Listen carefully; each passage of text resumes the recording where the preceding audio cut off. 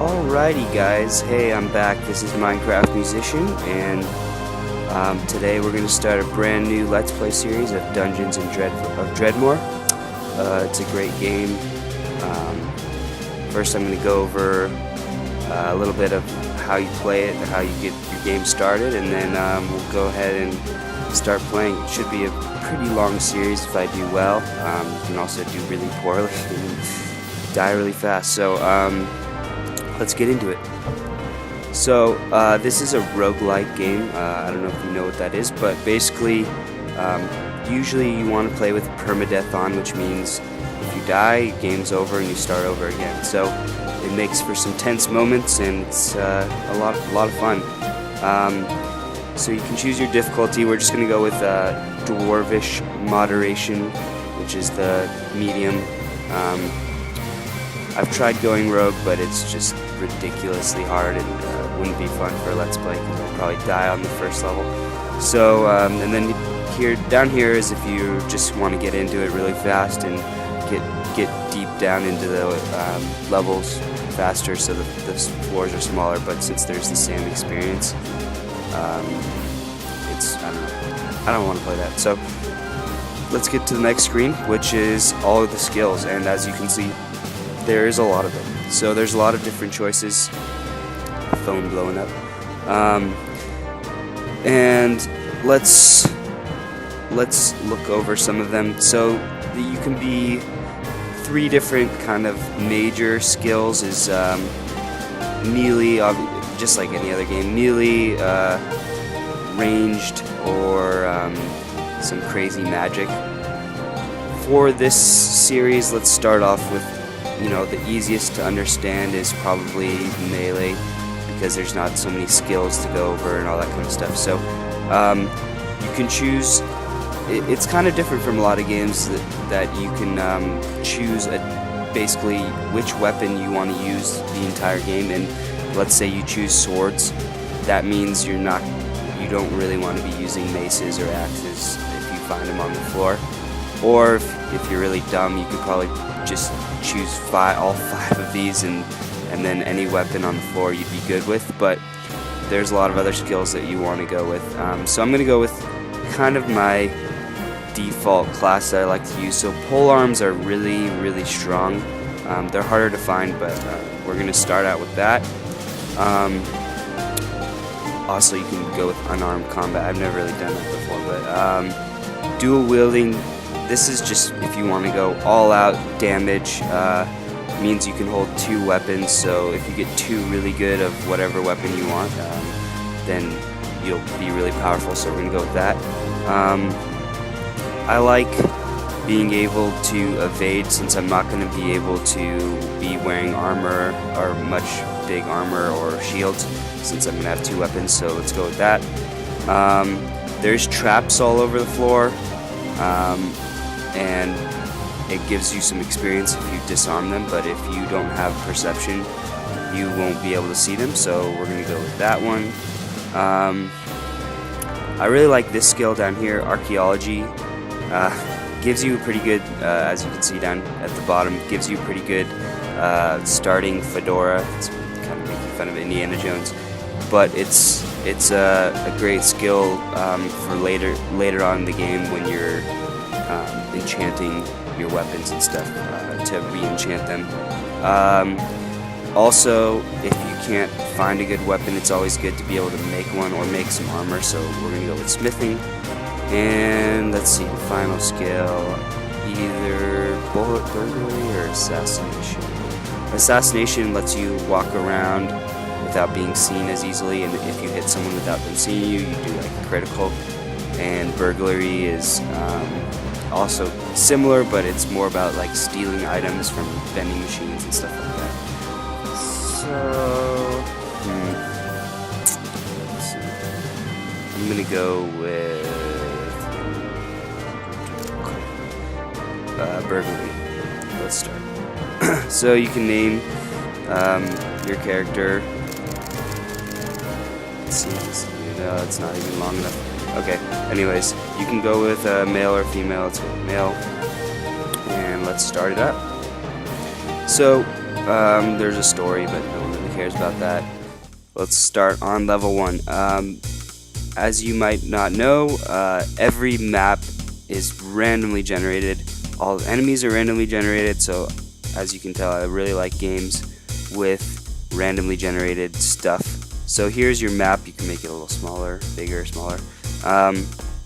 You can move by clicking or using WASD or the mouse buttons or arrow buttons. So we're gonna use the arrow buttons because it's a lot worse. And you click on stuff to interact with it. So here you always start out with 2 different vending machines, and since we have burglary, we can steal from it. This is how much it costs. You get these things called Zork mids on the floor. And then let's steal from this one. We're not going to be really involved with drinks because they're for mana regeneration, and we're not a mage, so mana doesn't really matter to us. So let's go down here. This is our hotbar, as you can see in almost any game like this. And here's our menu to turn down sound and all that kind of stuff. Save and quit or return. And then here's our character screen. As you can see, there's one letter that's capitalized and gold. That's the letter of the keyboard shortcut to get to it. So I'm going to be using those instead of clicking down here. And here's our character. So you can have a hat, necklace, all the normal stuff. Since we have dual wielding, we can put a pole arm on in each slot, and then you have your magical rings. And down here are all the crazy skills. So all these 3. So here's your major skills, and then these 3 also affect these down the line. So we're going to be going mostly for burliness and nimbleness and some cattishness, and that's going to affect, like, for example, enemy dodge reduction, smithing level, all that kind of stuff. So we'll get into it, and you'll learn as we go. Down here are our skills, as you can see here. This is what we'll go do once we level up. So let's get started. So you can pick locks, and see I got some experience for doing that. Oh, and right off the bat we have a quest, what's it called? Statue. So let's accept the quest. Whatever, you don't really read this, but it looks like you have to kill some guy, pick his thing up, and take it to an eyeball shrine. So once we get more of the map loaded, you'll see where we have to go. It's kind of weird, I've never gotten that in the first room. So here's a barrel, we can take it, there's stuff inside. Like I said, we don't really need this. See that little star, the icon, that means how much mana it's gonna build. So you run out of space really fast, so I don't pick up that stuff. But down here you see a plum with the heart, that's how much health it will replenish. You just walk over to pick it up or click on it. And H-stake, again, same thing. So let's break these. Here's our first enemy. And Diggles are like the developers, he loves, I don't know, Diggles. So here's a porta still for brewing. I'm probably not going to use it, but you can pick it up. Here's our first trap.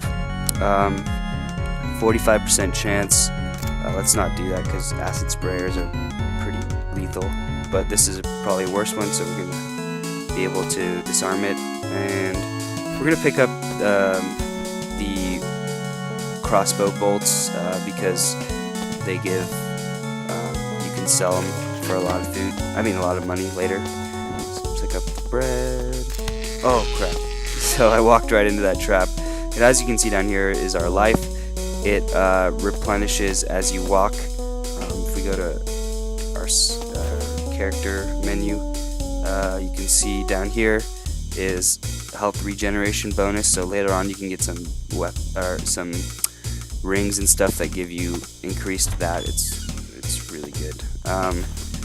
So as you can see, I just disarmed this trap, and I can actually pick it up and place it. Place it in my inventory so I can use it later.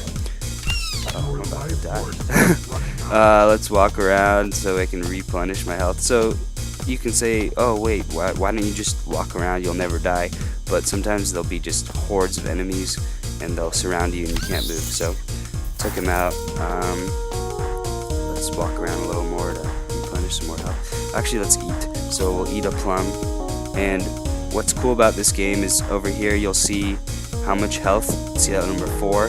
That means for 4 moves I'll gain 1 health each move. So you don't gain all your health right away. So there's a lot of strategy involved. So as you can see, my health is going up one by one. Let's go back over here. So this is a smithing room. It has a lot of if you press spacebar, you can skip a turn, so you can like make the enemies come towards you without having to go towards them. So space, space, space, space, space. Let's see, he's not coming at me. I'm gonna space a bunch to get my health back up a little, and let's try taking him out.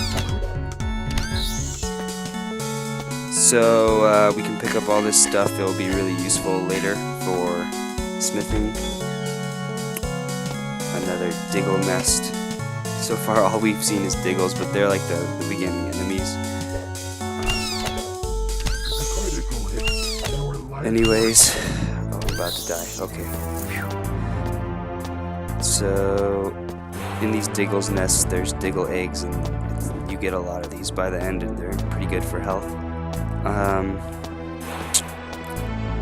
Let's keep walking around to gain some more health. Actually, let me eat some cheese. The developer also really likes cheese for some reason, so there's basically all your food is either cheese or like sandwiches. So another trap, and here's a craft dispenser. So this is good for getting stuff to smith, which we're going to be doing later. Steak. Ooh, a rope. Let's see if that's better than. So I opened up my inventory using I, and so this fine linen shirt you start with is actually better than this robe. So keep the one we have. Here's a stony wand. I'm not going to be using that because we're going to use stone wands, but they sell for a lot. So here's this satanic displacement glyph. Basically, it's just a teleporter. It will teleport you to somewhere else on the map. Oh, nice, we leveled up. Okay, so now we have 1 skill point to put into any of our skills. So as you can see earlier, here's all our skills that we chose.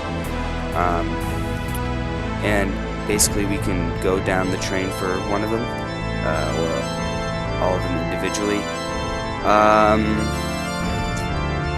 I really like starting out with the smithing because it gives you 1 burliness as you go down the line, and that gets you pretty strong pretty fast. So we're going to start out with that, and that's going to help us making ingots. It actually doubles your production. So actually talking about ingots, let's get into that right now. So here's our disposable ingot press. If you right click on it, you can basically, the check mark is what you have some of. So see, we have Argentine, which is going to make us a silver ingot. It's actually going to make us 2 because we just got that skill. And we also have this hematite, which is good because it's iron, which is like the starting out, and watch is going to turn into 2. Oh, we already had 1, so now we have 3. This is a really great thing right here. You press sort, and it basically sorts out all the stuff in your menu. And as you can see down here, there's other stuff you can make, but we don't have the ingredients yet. Let's keep going. Oh, jeez. As I said, it's all randomly generated, so sometimes you get crazy stuff like this. So let's see if we can take them out. If not, I'm going to run into the teleporter to get away.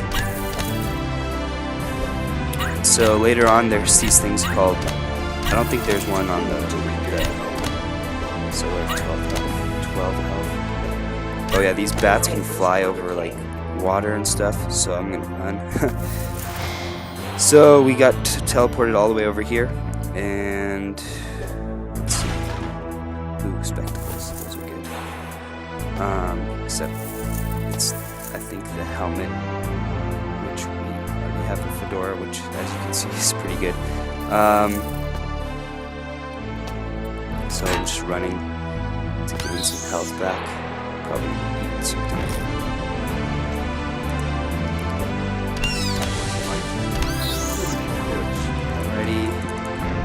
so that guy died from that trap that I led him over. Let's see if I can lead him over this guy. Yeah, I just killed him with it. They're kind of dumb. They get smarter later. But here we can see a bookshelf which gives you recipes, which is kind of cool. So you don't start out with all the recipes. This is to get rubber bands, but probably won't be using that. These are more crafting things, and here's another trap. All the traps, if you can, you want to disarm. Excuse me. Also, there's the fungus stuff, but that's like a whole nother skill just to be able to identify what they do. I don't really know what they do, so I don't like to mess with those because they can harm you. Search the barbecue. So I'm pretty sure you can use fresh steak on this and it will cook it. Yep, and that will give you more health when you use that. Lobbies. So as you see, that guy didn't see us, and we got a crit on him. Another crit. As I said, this stuff is all randomly generated, which is really cool. Let's see. Oh, nice. Because of our burglary skill, this guy dropped a iron mace. I mean, like I said earlier, we're not going to be using maces, but we can sell it once we get to a store. Oh, okay. So I didn't even look at the map, but this was the thing from our first quest that we had to collect. So once we find the eyeball shrine, we'll be able to go to it.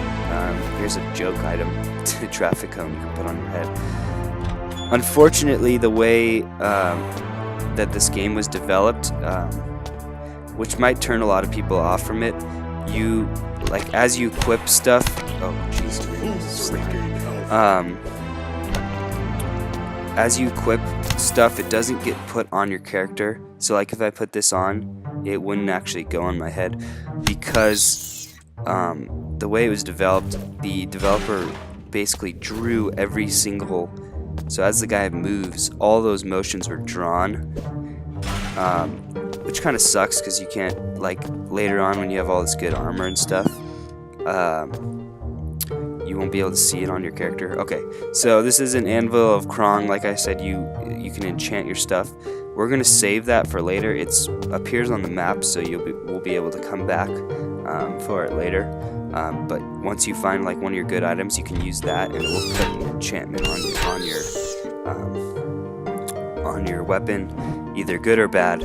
But if it's bad, that's why we got that archaeology skill, because later on we'll be able to use that to change basically what the anvil gives us. So lockpicks, basically later on they're going to be useless because we have the burglary skill. But if you don't have that skill, it can get a little annoying because basically like these chests won't be opened. You'll have to like kick them and they can break, and then they'll destroy the stuff inside of them.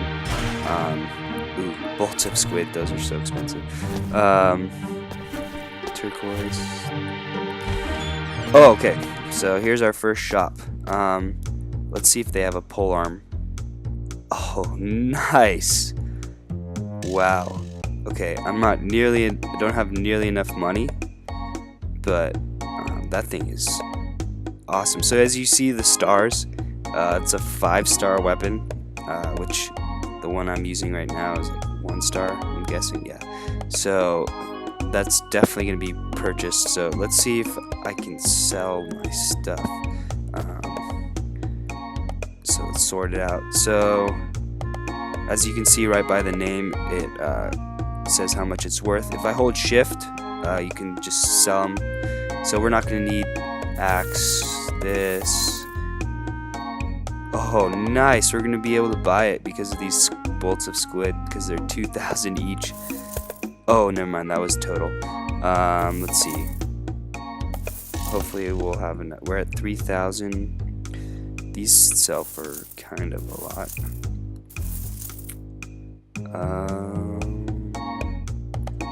Darn it, we're so close. Let's see if I can sell. Oh, ruby. turquoise. We don't need that. So maybe we'll come back. Let's see if there's anything else. We don't need this. How close are we? Darn it, we're like 400 away. Is there anything here worth 400?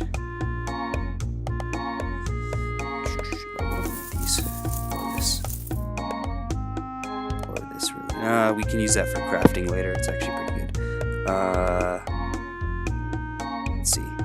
Should I just sell my silver? I'm not gonna use it. Nice, we have enough. So you can actually steal from the guy if you just pick it up, but then he'll send his like minions out at you and they're like ridiculously hard to kill. So let's equip this thing. We're basically gonna be able to kill everyone now. That's pretty crazy that we got that so early. So let's keep going. Wow, what a great find. Watch, just one hit on these guys. Yeah. And it does acid. Oh, this is gonna be great. So basically, that's this type of stuff that you wanna take to the anvil and make better, hopefully. Nice, we leveled up. So we're gonna go with, since we have that polearm, I don't really need to level this up yet. So let's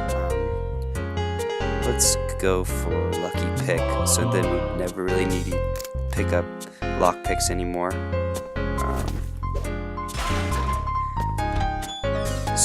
These rooms are kind of cool. They have it looks like just a crude axe, but as you can see, it has like a really weird name. That means it's enchanted. So it actually has that, see that purple thing? I think that's a resistance to magic, but we can't get that. Some skills allow you to like teleport or jump.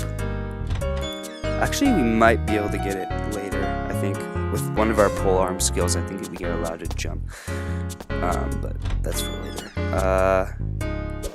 So these enemies here with this thing means they are what's it called? Like harder. They're like kind of boss enemies. So he might be a little difficult. Sorry, as you can tell, I'm kind of sick, but I just wanted to get this series started. So this belt, since we don't have one on, let's put it on, and it gives us, okay, so as you can see, the skills are going up and down.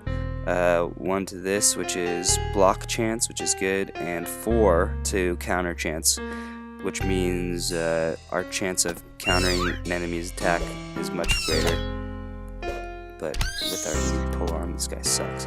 So let's keep going. So there's levers all over that you don't really know what they do. Sometimes they'll, looks like it made that trap come. Sometimes they'll open chests, sometimes they'll open little secret rooms, stuff like that. So let's see. Stole baseballs. Those are for ranged characters. Which maybe if this series doesn't go that well, I'll try like something different. Okay, this room is gonna either give me something good or something bad. So I don't even know what it gave me. Let's see. I don't think it did anything. Weird. Let's keep going. Okay. This is the Lutefisk statue. Later on we'll get a cube of Lutefisk or something like that, and we can put our unused items into it, and they will turn into they'll turn into Lutefisk, which will, if we give that guy like 100, oh, this guy just walked into the trap. If we give that guy like 100 Lutefisk or so, or 200 or something like that, it's random, he'll give us an enchanted item, which is kind of cool. So like basically later on in the game, it's all about getting like the best enchantments on your weapons or armor with either the another one, weird, Usually don't see those till like the 4th level.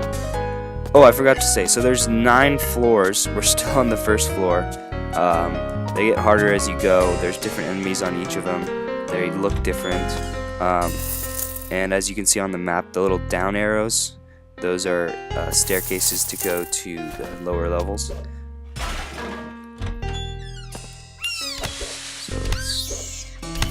I don't know if I mentioned yet, but this game is available on Steam.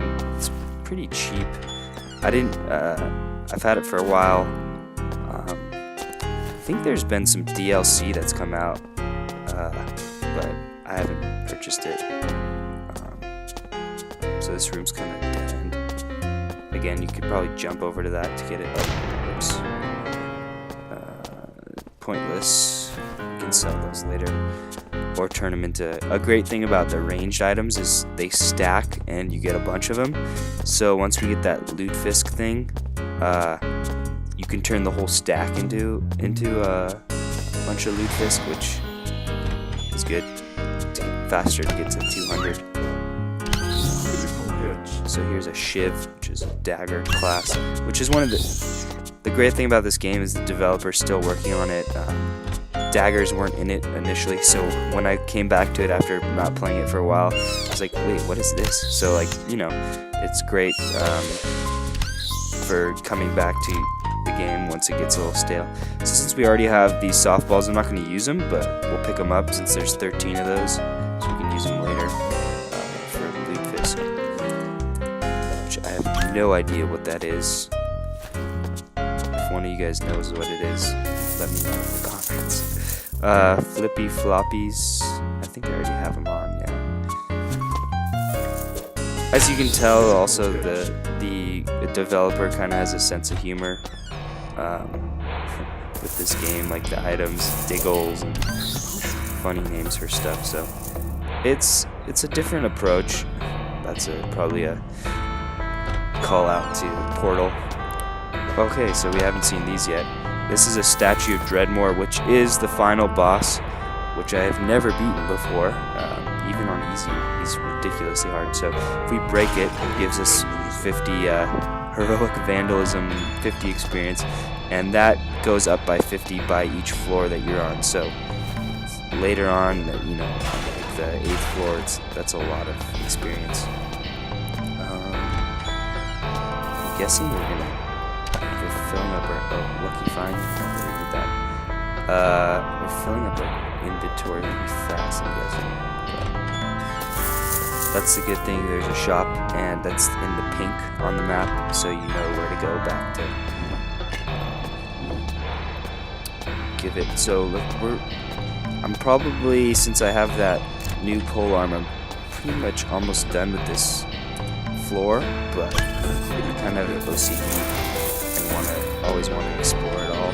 It's good because to grind a little bit, get some experience, and you never know what you're going to find. I still need to find the eyeball shrine to finish up that. Oh, so okay, here's an Uber chest, which is awesome. And you see how you can see a little light coming through it? That means it's already been opened. And the only way to open these is from those levers, so. Oh, wow. Holy crap. Okay, so we just got a 4-star pole arm to go along with our 5-star.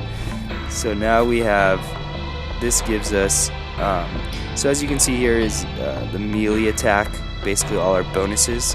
So 12 crushing, 8 piercing, 4 acidic, 2 ethereal, and plus 4 more. I don't know what that 4 from. Probably from this. Anyways, oh no, I think that's from our skill. Or no, that's from here, melee power. So that's basically our damage we're doing right now. This thing has reduced